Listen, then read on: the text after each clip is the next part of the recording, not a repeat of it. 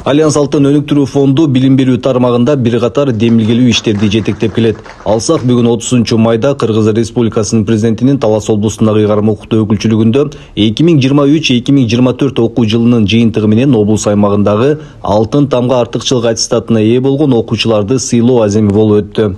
Биздин фонд тарабынан кийинки муунга, силерден кийинки балдарга стимул болсун деп, мотивация болсун деп, жакшы окугандар биздин Талас областында көп чыга берсин, мыкты балдар, кыздарыбыз деп ошол силерге бүгүн ошол область жетекчисинин атынан ноутбук 12-чи выпустагы ошо предпоследний выпуск ноутбуктарды жаңы сумкалар менен, бардык мышкалар менен силерге белек. Ошондой эле 10 000 сомдон ошол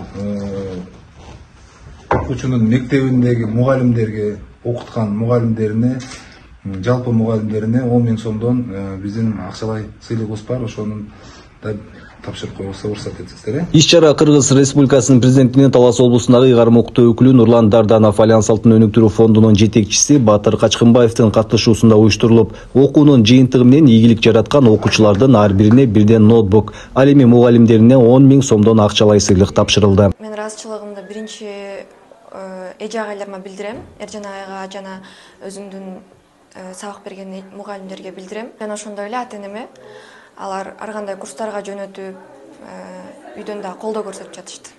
Бүгүн бизге Алтын Альянс компаниясы ноутбук белек кылды. Ошол алтын тамга алган окуучу 8 окуучуга аябай кубанычтамын. Өзүм дагы ошо ноутбук алгым келген, анткени университетке барганда керек деп уккан болчумун. Ошол аябай кубанычтамын.